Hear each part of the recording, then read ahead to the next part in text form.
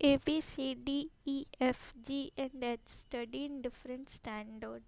That is first, second, third, fourth, fifth, sixth, and seventh, and eighth. All of them are seated around a circular table facing the center. तो 8 लोग हैं और सारा का सारा inside face कर रहा है.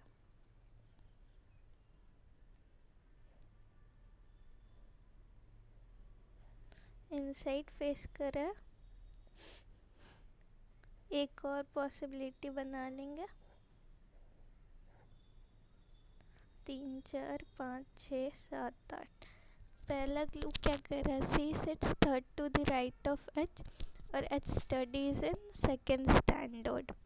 सी जो है एच के थर्ड राइट पे, तो एच के थर्ड राइट पे सी है 1 2 3. एच के थर्ड राइट पे सी है 1 2 3 और एच जो है 8th स्टैंडर्ड में.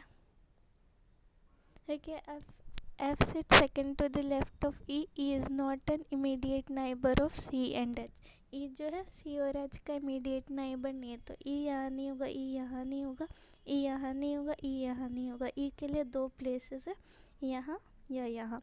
तो क्या है? F sits second to the left of E. तो F तो इसके सेकेंड लेफ्ट पे आएगा नहीं, तो E को इधर ही बैठाना होगा और उसके सेकेंड लेफ्ट पे F है, तो F इधर ही बैठेगा. फिर क्या कह रहा है? The one who study in standard 1 is an immediate neighbor of E. तो जो standard 1 में है वो immediate neighbor है E का. तो E यहाँ है तो या तो 1 यहाँ होगा, E यहाँ है तो या तो 1 यहाँ होगा. फिर क्या कह रहा है अगला क्लू?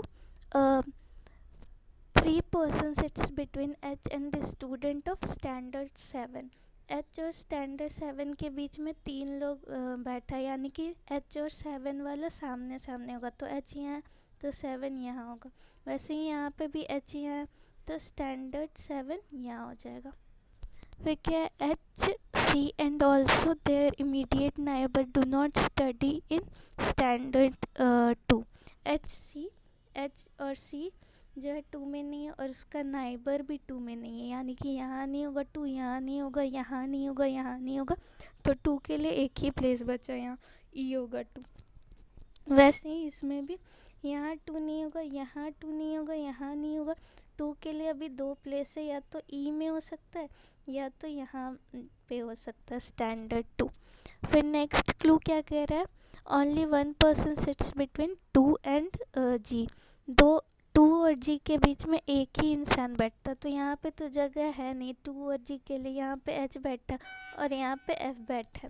तो इसमें देखते हैं, तो 2 को यहाँ बैठाएंगे तो जी के लिए जगह नहीं बचेगा, तो 2 यहाँ नहीं होगा, 2 यहाँ हो जाएगा. मतलब कि 2 का प्लेस यहाँ पे फिक्स हो गया. 2 और जी के बीच में एक पर्सन बैठा है, तो जी एक छोड़ के यहाँ नहीं हो सकता क्योंकि यहाँ पे सी है, तो जी एक छोड़ के यहाँ बैठेगा, जी यहाँ बैठेगा.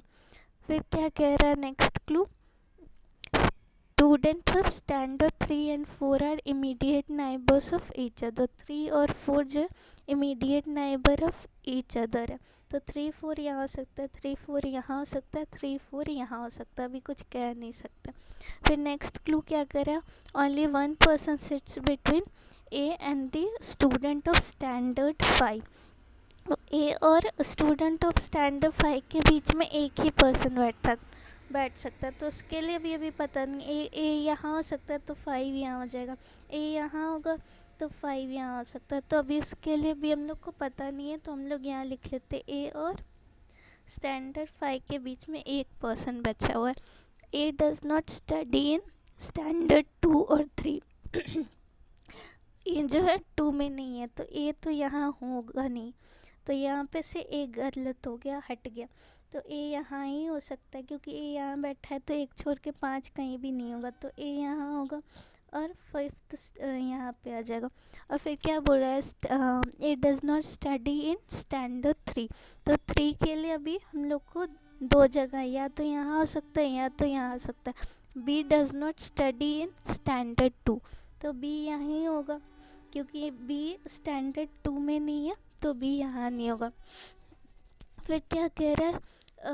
हम लोग का कुछ क्लू छूट रहा है, तो हम लोग यहाँ पे देखते हैं. तो students of 3 and 4 is neighbour of each other, तो 3 और 4 नाइबर है ईच अदर का, तो यहाँ पे ही होगा 3 और 4। तो बी डज नॉट, ए के बारे में दिया हुआ तो 3 में नहीं होगा, तो ए तो 4 हो जाएगा और बी 3 हो जाएगा। और यहाँ पे जो बच्चा हुआ पर्सन है A B C D, D यहाँ पे हो जाएगा जो कि सेकेंड स्टैंडर्ड में है। तो इस तरह हम लोग का ये सिटिंग अरेंजमेंट कंप्लीट हुआ।